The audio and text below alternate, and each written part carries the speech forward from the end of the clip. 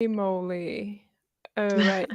So we are live. Today's episode will be live because this is the third time we're trying to get this done.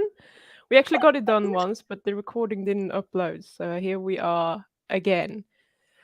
So, welcome to LCAL, the Low Carb Ancestral Living podcast or YouTube channel with Pim. The person I have with me today is Amanda. She's one of my YouTube followers, also known as Permaculture Pagan, and that is her name, the name of her YouTube channel as well. So if you're not subscribed to that one, because she's starting to put out videos, I suggest that you go there and subscribe. I wanted her to come on for a very long time. I think I mentioned it like a couple of years ago, and she didn't want to at the time. I'm shy. Yes, that's okay. But you're here now. You've been kind of trying to do this 3 times now, so that's excellent. And she's into this whole permaculture thing, which I find is really fascinating since she's a carnivore. So she's growing a lot of stuff, but she's not eating it. So I was kind of curious to see what the deal is and why on earth she would bother to grow all this stuff if she's not going to eat it. And it all has to do with sustainable living. So we're going to let her explain that. But welcome to the show, Amanda. Howdy, and thanks for having me. Gonna apologize if anything weird happens or police cars or anything go by, because I am filming from in town. It's the only place I could get a Wi-Fi connection, and yeah, we've had a lot of tech issues thus far trying to do this, so hopefully it Yes, goes well. I'm But sure it yeah, will. I started out on a 1 acre homestead about 5 years ago.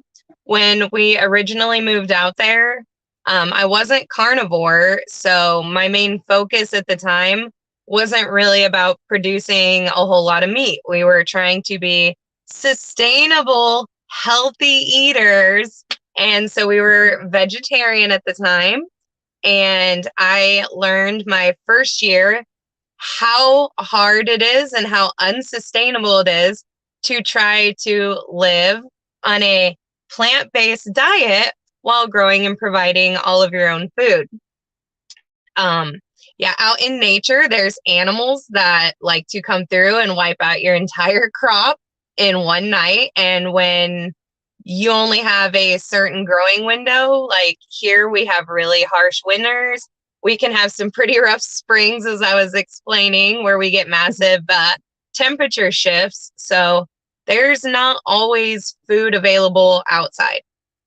And when you have to try to rely on all of the vegetables and stuff you're producing, it gets really stressful trying to protect each one of your little crops. It took me probably 3 years before I gave up on sweet corn because of the deer. The deer in my area are not afraid of people. They're assholes. And every year they would come through and wipe out all of the sweet corn the night before it was ready to pick. They know, They can bastards. they, they do. They can smell it. So as soon as it gets ripe, they come through and wipe it all out. I'd go out to pick the next morning and would be ready to cry, screaming, yelling at the damn deer because my entire harvest was gone. Did you eat the deer? At the time, I really wasn't into hunting that much because, again, we were trying to be healthy eaters and not eat so much of those unhealthy saturated fats. Yeah. So I really didn't. I just got very angry and yelled at them and tried every humane way to keep the deer out of my corn and keep them out of all my other produce until I eventually ended up getting pregnant with my second child, my daughter. When I was pregnant with her, I was having a really hard time breastfeeding, and I talked about that with Bart a little bit, but I couldn't produce enough milk to keep her happy at the time, and she wasn't gaining enough weight. That's when I wandered down the YouTube rabbit hole and found Carnivore. And at that point, we decided we were going to switch our diet and focus more on the animal products. And since that was such a dramatic change in health for us, we wanted to change our homestead to focus on what we needed to sustain ourselves, which were animals. So we shifted from focusing on the crops that we like to eat and focused more on the crops that would sustain our livestock, which we mainly raise chickens, ducks, and turkeys. We also have some rabbits at the moment, and I think we might be getting some piglets here soon, but not 100% sure on that. But we Okay. started focusing on feeding our livestock, and a lot of those plants, they're a lot more tolerant to pests, we'll say. So I could grow varieties that the deer won't come through and eat. That way I could harvest enough to feed my livestock over the winter, and then I just eat the livestock, which is good for me. And it's a lot easier to produce that much food for them for the winter on my property instead of trying to produce all the food vegetable wise that we would need to try to maintain a family of 4 and livestock. It just Yeah. takes too much space. It takes too much space, you say. Hmm. So, mhm. So this is usually the argument that we shouldn't have cows and other, animals. We shouldn't be farming them because they take up a lot of space and they take up a lot of resources and they're producing all the Yeah, gases that's that what are I called. hear a lot. And I Yeah. only ever hear that from people that don't actually have livestock and who don't actually produce their own food. Because the moment you start trying to raise it yourself, you find it is so much easier to take a cow and throw it out on grass, which is happy to grow everywhere. It is actually the number one most available plant on the planet is grass, and it grows everywhere on the planet in the widest variety of climates and soil types. So it is a lot easier to throw a cow out on some grass and then eat the cow than it is to try to maintain enough acreage just to produce enough oatmeal for a family of 4. And that has no nutritional value whatsoever. Yeah, it's so interesting. And I'm hoping that someone who actually believes that it's not sustainable to grow cows is listening to this and realizing what isn't sustainable is to grow grains for the cow to raise the cow. If Mhm. all cows were grass fed the way that is supposed to be, we wouldn't have this problem. Yeah, and it also, when you're trying to grow corn, because I live in the corn belt in the United States, this is corn and soy territory. When you see what they do to the land to grow corn and soy that's not even good for consumption, when they could just turn it into pastures, which would allow for the native wildlife to come back, it would allow for the native flora and fauna to flourish, and you would be able to pasture raise quality beef that would actually feed the community. Everyone would be healthy. It's just mind blowing. Yeah. So tell us, someone who's ignorant like me, what do they do to the land when they grow corn and soy? Well, around here, it's mainly GMO corn, which is the number one thing that they like to refine to make everybody shitty corn cereals and corn flakes and all the other corn mash products, high fructose corn syrup that is in all of those happy, healthy vegan products. Um, they like to clear cut and spray the entire land so that nothing is capable of living on the soil other than GMO corn. That's why GMO corn was invented. So it could handle the amount of Roundup put on it that no other plants can handle. So they kill everything from weeds to the smallest insects to nematodes in the soil to plant the GMO corn. And then they'll continue to spray the fields throughout the season to kill all of the weeds, all of the flowers that would grow up in there. That kills all of the pollinators as well. It also kills all the predatory insects, which like to keep control of the insects that become problems. The predatory insects are always the first thing to die because they're most sensitive to the pesticides, and they're the last thing to return. It's always the worst pests that can handle the pesticides, and those are always the ones that maintain, which we end up having to spray more and more pesticides on the fields to maintain this basic level, continuously poisoning the planet as we do it. So we make our topsoil toxic. And then when we go through and clear cut these fields to harvest everything that was living in that field is now going through a giant blender. I have seen some of the most horrifying videos of animals that have gone through harvesters. And I've also heard some even worse horror stories of people who've had run-ins with harvesting equipment. So this idea that producing grain, corn, is not killing animals and it's vegan, environmentally friendly is just insane. The amount of animals that die in 1 acre of harvesting corn is 10 times easily the amount. Worse than just eating a dang cow that's living off the grass. You kill one life or you One kill cow. hundreds. Yeah, one person can pretty much live on 1 cow per year, depending on your size, etc. But Yeah, we get 1 cow each year. We'll get a whole beef, and that sustains our family of 4 for most of the year. We do have other things, obviously, like chicken. We do like to go fishing. We do occasionally get pork because my daughter is just obsessed with sausage and bacon. And we have eggs in our diet from our chickens and our ducks. So there is some other things in there, but most of these things are all things that can live on the land on their own without needing a whole lot of input. Other than feeding my poultry through the winter, they pretty much take care of themselves. what do you Same with feed them cows. during winter?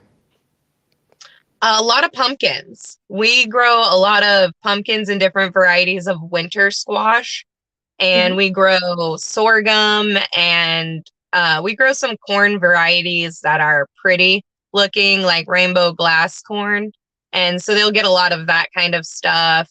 I like to ferment grains for them and sprout them in the winter in my basement because a lot of things will sprout just with the warmth of the house. So they'll get fresh greens that way. But it's a lot easier just to feed them the leftover byproducts of the garden than it is to try to grow everything to feed my family that needs to be more fresh than and trying to grow all the grains for them as well. Yeah, absolutely. So I was going to ask if it wasn't like a lot of work to grow these vegetables and sprout the vegetables and just to produce some animal feed. It can be, but like that's where I like the permaculture aspect because a lot of the things I grow are heirloom. So I will just let some of the plants die off and they will come back up on their own. One pumpkin plant can produce quite a lot of pumpkin. And if I'm properly maintaining my flock, it doesn't really take that much to maintain them through the winter. They slow down a lot with laying, so they also don't consume quite as much feed. And we feed them a lot of scraps from the meat as well. Yeah. I'm So I don't also know. getting pretty, No, sorry. go on. No, go on. I'm also getting pretty good at finding deer that have been hit by cars during hunting season, which is a great protein source for the livestock as well. Oh, interesting. Tell me more about that. So if you find a deer that is already dead, you will take it and feed it to your livestock. Yep. Chickens really, they're omnivorous. They really like eating meat just as much as they like eating grains and things. So we live in an area where there's a lot of deer, a lot of wildlife, and the road that I live on, there tends to be a lot of semi trucks that come through. And when they come hurtling down the hill, the deer don't always get out of the way. And a lot of the time with the car impact, the meat's not really great to save for human consumption because it can get blood clots and bone fragments and stuff. But chickens do not mind. So a lot of the time we will part out animals that get hit and we turn them back into a protein source for the livestock. So that way we're recycling that. And then anything that gets left over from that will get composted, go back out on the garden to grow into other things that'll get fed back to the chickens that we then eat the chickens and the eggs. It's like the Lion King at my house, just a circle of life. That's so awesome. I love it. So with regards to your own animals, I know I asked this the first time we recorded. I was asking you, do you kill your own animals? Yep. We do process, we try to process all of our own meat, but some animals like cows, those are so heavy. I don't have the equipment at my house to properly like lift them, to skin them and everything. So I do have those processed. But when it comes to our turkeys, our chickens, our duck, we all do that processing ourselves, and we do it as a family. Everybody has their little chore when it comes to it. My old man is normally the one who dispatches the birds. My son and my daughter tend to help me with the plucking part. And then I, of course, since my hands are smaller than my old man's, get the lovely task of gutting everything and pulling out all the bits and pieces. So we do process everything at our house. Any of the bits of the birds that are not going to be consumed by us, again, go back to the poultry. They absolutely love butchering day. I'll end up having to shoo them away so they don't eat their flock mates before I can get them processed. So yeah, and it is also good for, I think it's really good for my kids to see where our food comes from. They're a lot more in tune with what it takes to produce food and how important it is to maintain a good environment for our food. We really want our animals to be taken well care of, so that way we have quality meat to eat. So my kids get to see exactly what it takes to go into making sure our flock is maintained every day, making sure that we don't have predators getting in, which has been a problem that I've been dealing with this week. Besides tech issues, we had a raccoon get in and we've lost, I think, 6 birds at this point. So we've been having to troubleshoot that issue. And every time we get a predator in, that's another meal that we lose. So 6 birds, that was all the eggs I lost from those birds. That was the meat later from those birds. And that was the potential to hatch out that genetic line to preserve my flock that I lost with those birds. Yeah. Does that happen often? It tends to in the spring because that's when a lot of the predators are having babies. We've had issues in the past where I had a tree fall and puncture a hole in the roof and I didn't know it was there, and we lost a lot of chickens because we could not figure out how the raccoons kept getting in.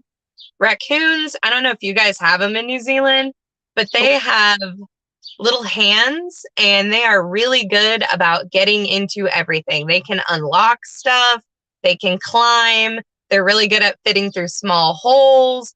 They are awful. But as long as we maintain the security of the coop, we don't tend to lose a lot of livestock to predators. Excellent. So if someone is like me, they know nothing about living this way. They just kind of like glossy-eyed, dreaming a little bit about it because it sounds like it would be so wonderful. Where would you recommend that I start, and what do I need to look for, and what do I need to definitely avoid if I want to get into this kind of lifestyle?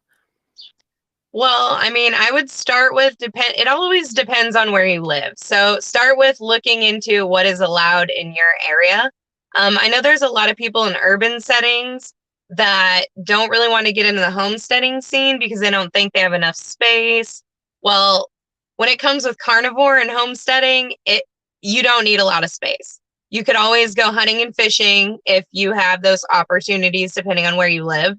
But when you're talking about raising animals, there is a lot of smaller animals that you can raise even in like an apartment. Quail, for example, are really tiny. They don't make noise. They're delicious and they're very easy to clean, unlike some bigger animals can be a little bit more difficult to process. So just starting out with smaller things and figuring out what you have space for and what your area will allow. Some of the places in around where I live do allow chickens in your backyard, but you have to maintain a certain flock size and you're not allowed to have roosters. Personally, I cannot stand chickens. I think they're jerks and I do not like them and they're noisy poop machines. I like my ducks. They're quiet. They can be messy, but they're so much cuter and they do not demolish everything.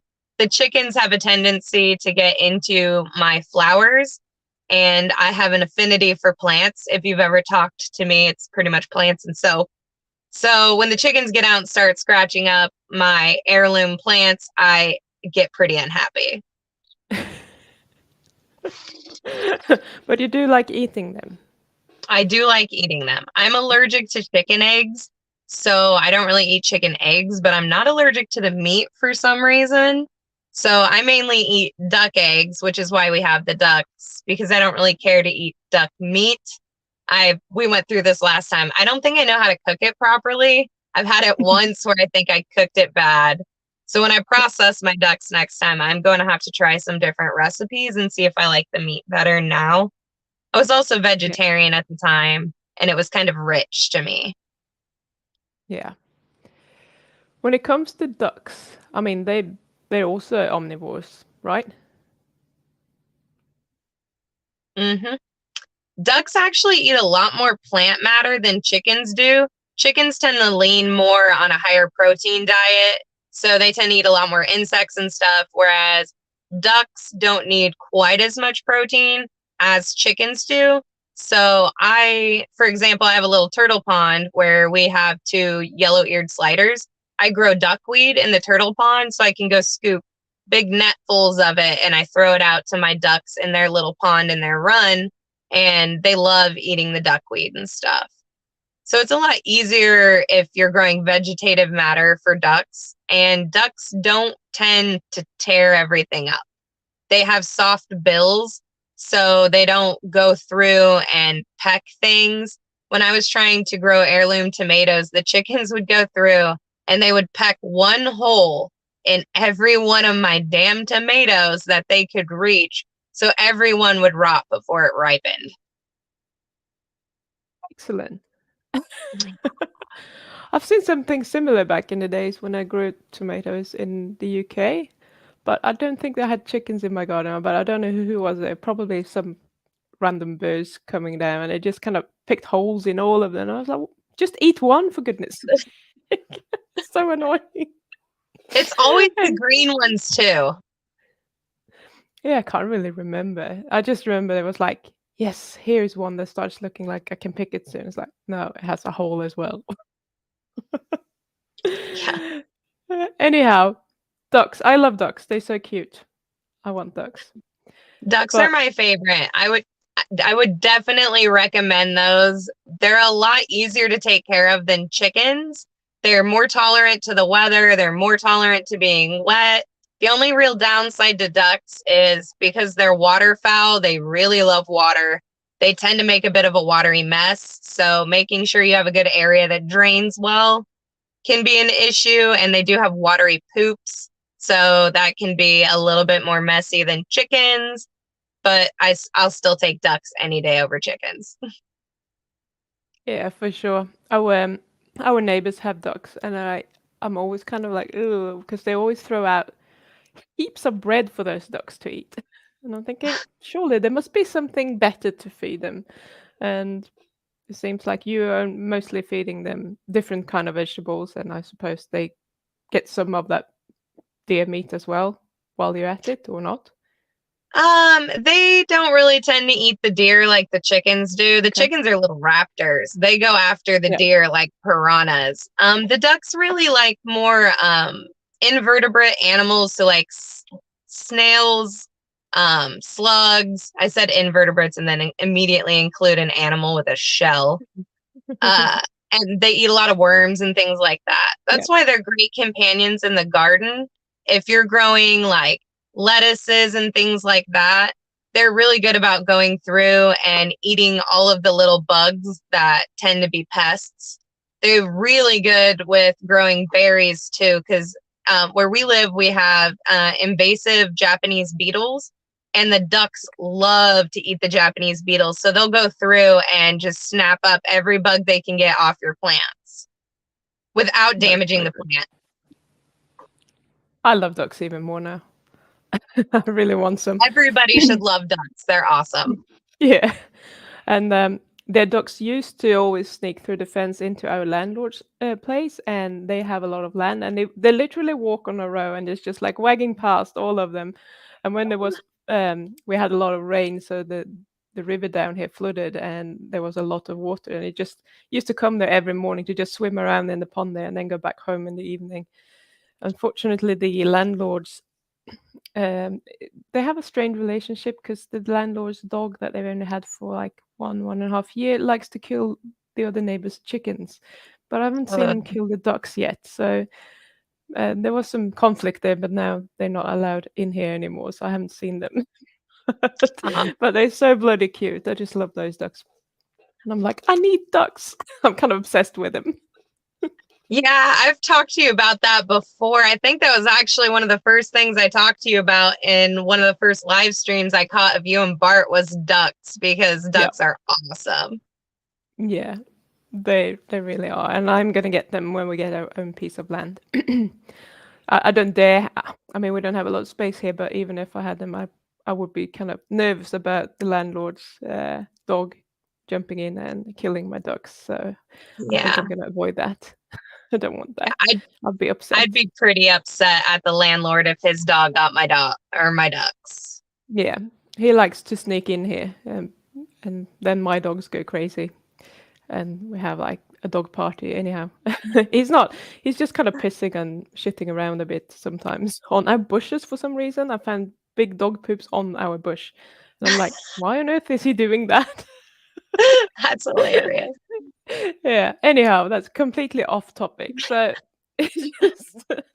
just going back to what we were talking about. So if once you have a piece of land, what's the best use of that piece of land? If you're a beginner, you don't have a lot of space and you want to maximize your use, your yield, whatever you want to do, where would you recommend that I go with that? Well, I mean, it depends on the focus of your land. So if you're a carnivore, then you're going to want to focus on whatever your climate or your particular area will allow you to raise well. I don't have the space where I live to have enough pasture space to have a cow. So for me, on my little acre, it wouldn't be responsible to get a cow that I don't really have the space to give it its needs. So that's why we will go with turkeys and chickens and ducks. I get a ton of rain where I live, and I live in a valley, so we get a lot of water that comes through. So waterfowl was just, they're happy down there. They thrive down there. The chickens, I have to make sure they have dry areas to be so that they are happy. The turkeys, they also love running around. They don't care. They're dumb. But it depends on what your land has. So if you have the space, work with larger ruminant animals, something that's going to give you more bang for your buck. If you've never worked with cows, go with something a little bit easier to handle, like sheep and goats, until you can learn how to raise livestock a little bit more. That's why getting into smaller things like poultry and rabbits tend to break people into caring for livestock a little bit more. You start to kind of understand the routines that you need. and, just start small and grow from there. If you're worried that your property is not going to be good for this, that, or the other, you can always just start with hunting and fishing. I live in the US, so there's almost always somewhere where you can go hunting and fishing. We have lots of variety of game fish. We have a lot of variety of wandering ruminant animals. There's lots of variety of giant reptiles here you can eat, like gator. So hunting and fishing here is like one of the best things to do, especially if you want to be sustainable, because those animals have lived a natural, healthy lifestyle. If you follow proper hunting protocol, you know what animals are in the ranges to appropriately harvest. So that's one of the best ways to really focus in on doing that. If you're working on your land, find maybe a homesteader that is either in your area or a YouTuber, or if you're on Minds or Instagram, you can always message me. I'm happy to talk about homesteading, but find somebody who knows your climate. Like, I would have a hard time really helping you guys in New Zealand because I'm in the US and it's a whole different ball game here with flora and fauna. But I mean, somebody closer in your area, I know they raise a lot of like sheep and cow. So you're probably going to be pretty well set up to have those type of livestock animals. So it just really depends on your property, where you live in the world, and networking has been great. If you can find somebody local to you that can help you get your foot in the door, or find somebody online that is willing to help you start, taking little baby steps, just start. I know a lot of people who they do the same thing that I think all of us do, and they just keep putting shit off forever. So if it's something you want to pursue, start learning about it, start pursuing it. Just do it. Awesome advice. Just do it and start learning. Oh, I think we lost your sound, or did I just lose your sound somehow? Say something again. Can you hear me? Yes, I can hear you. I don't know if Okay. that was me or not. You just disappeared. Sorry, go on. Oh, that was that was pretty much it. Just I really just wish people would like just try starting some things. When I first moved onto my property, I got nothing but negativity about wanting to even begin homesteading. I got told it was going to be too difficult and blah, blah, blah, all the bullshit reasons that everybody's going to hate on you with. And it has been one of the greatest changes in my life, other than like having kids and going carnivore. That has really set me on the path to the things that make me happy and enjoyable and fulfilled with my life. So if that's something that you think you might be into, just pursue it. Just see if you like it, see if it fits. If it doesn't work for you, well, you at least found out, and then you can pivot and find something else that's more sustainable for you, like maybe hunting or fishing, or you could meet up with a homesteader like me who would be more than happy to trade you for some freaking eggs, because I got eggs coming out of my eyeballs. Yes, get some eggs of Miss Pagan. She has too many.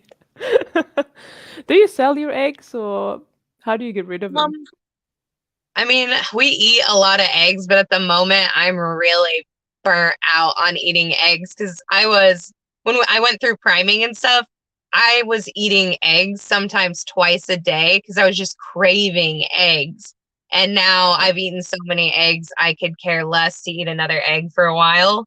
So I do use some of my eggs in soaping. I give a lot of my eggs to my family members. I don't really sell many of them, but that's mainly because I've been so focused on doing like my plant swaps and stuff that I really haven't had the opportunity to. So maybe here at this next vendor event I have coming up, I could hawk some of these eggs. I can't even hatch anymore because I have so many chickens right now that I really don't need any more poultry. Oh, what a problem you have. You have to eat more of them. That's on my ever growing to-do list right now. I have probably 20 ducks that need processed. I don't even know how many chickens.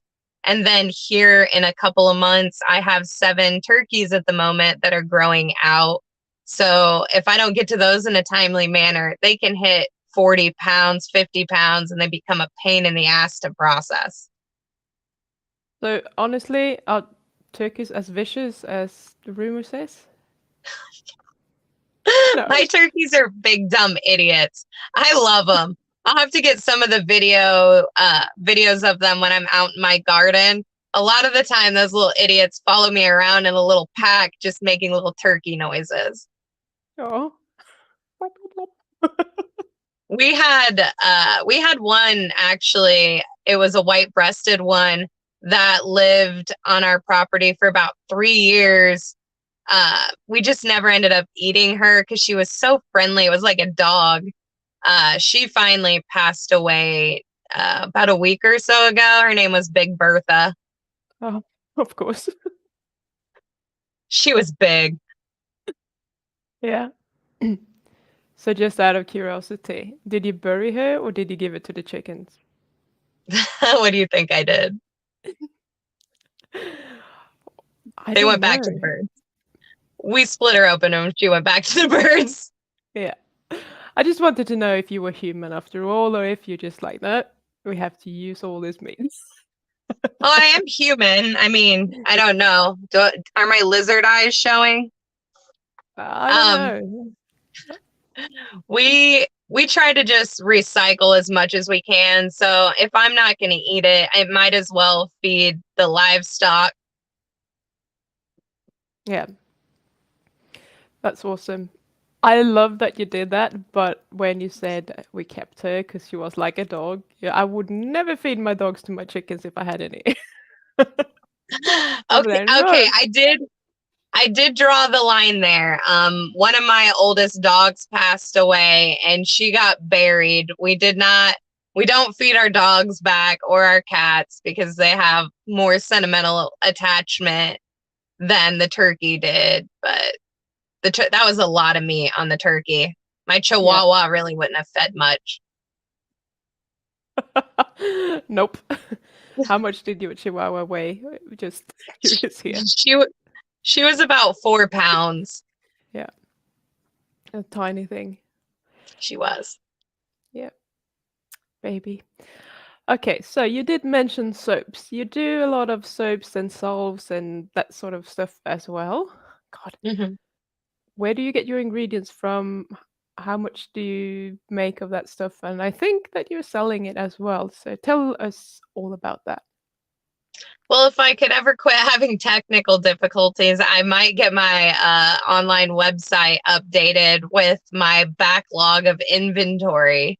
A lot of the products, I make everything myself. So a lot of my ingredients I try to locally source. I use a lot of tallow in my stuff. So that comes from my farmer where I get my pasture raised beef.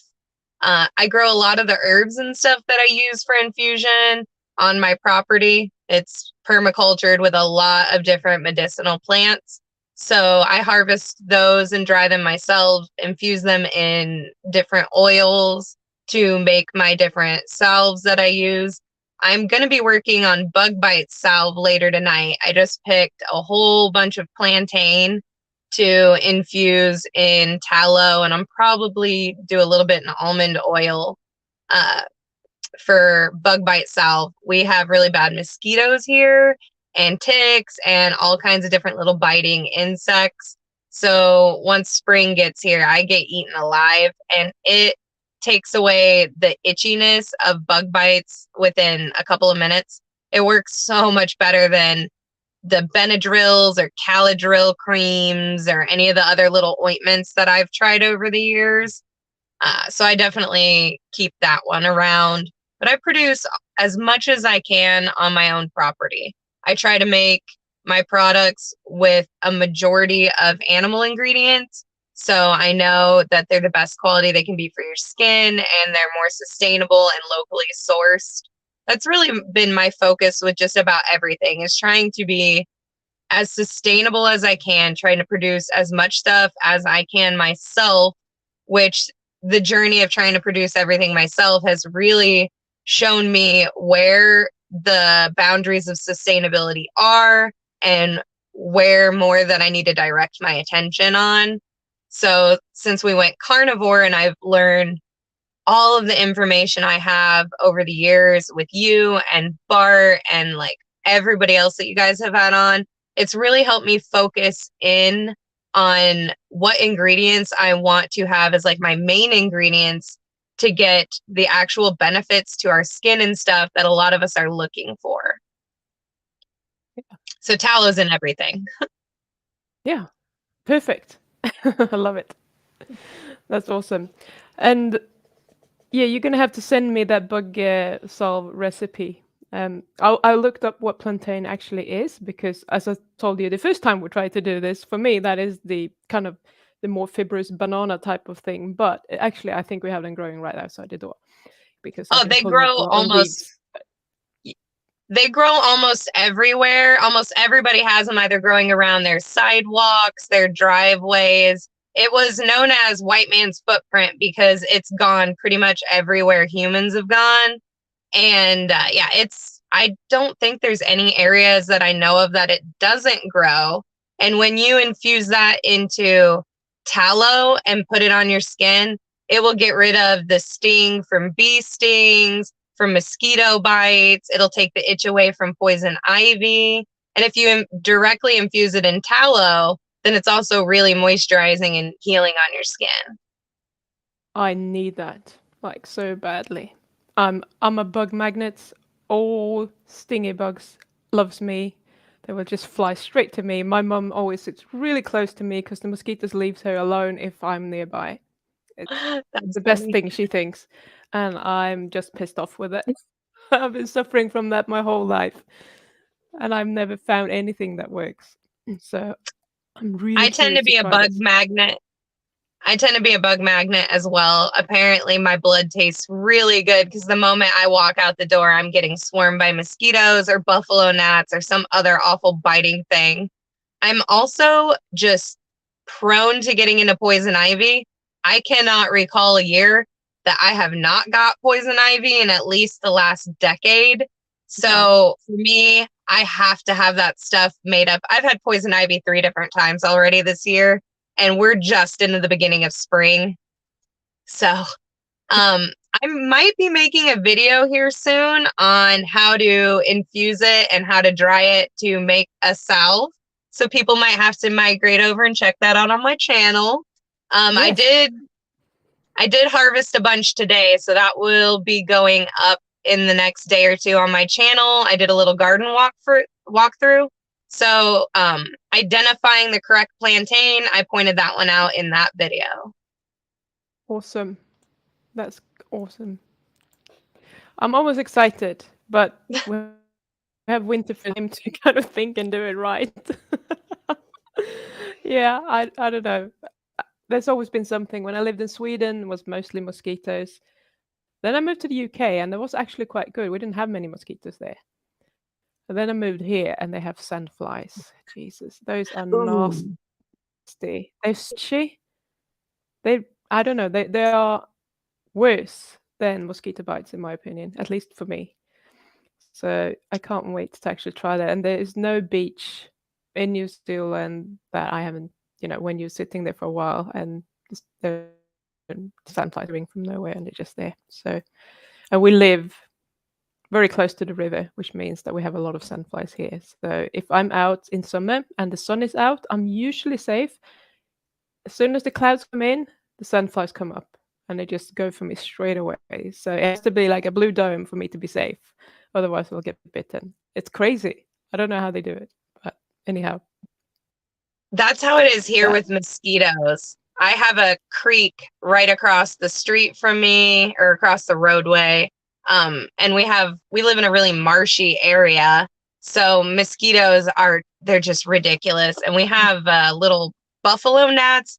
It's a tiny black, almost hard shelled biting insect, and they suck. They pack a wallop when they bite. But plantain has been the only thing that I found that will actually get rid of the itch and it stays gone for a while. And a tallow salve is really easy to make. Yeah. So it's just plantain that you put in it, no other herbs or anything? Yep, Cool. you could just do a straight plantain.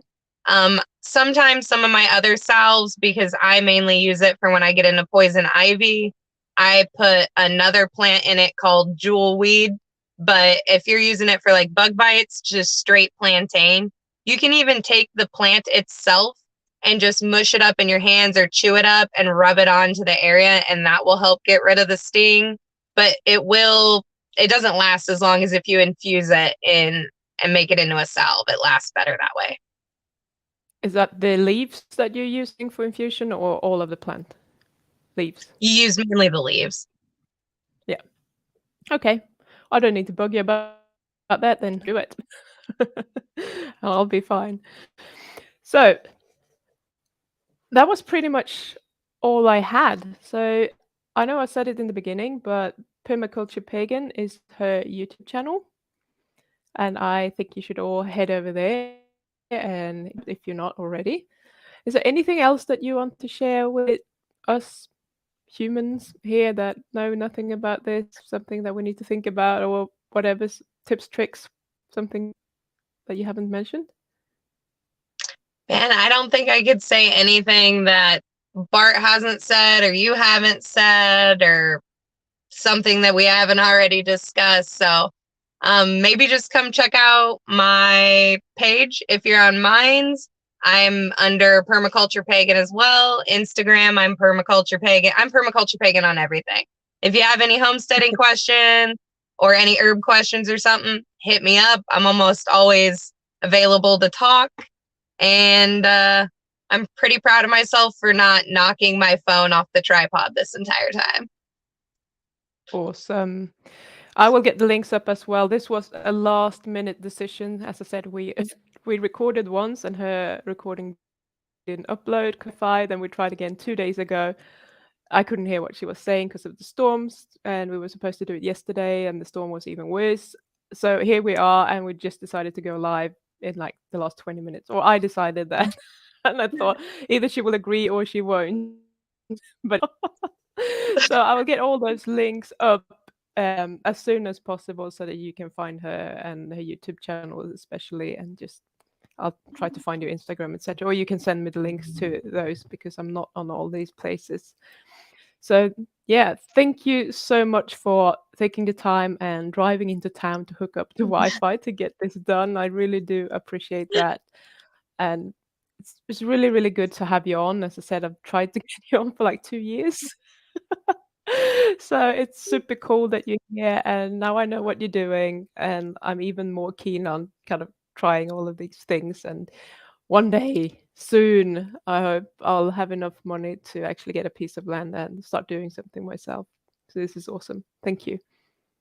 Thank you. Thank you for having me on. I know it's been a while that I've been hiding in my little holler, but I'm really trying this year. I've been watching all your stuff, so I'm really trying to like step up my game, get out of my bubble, and make my life really what I want it, have good vibes. So here we are.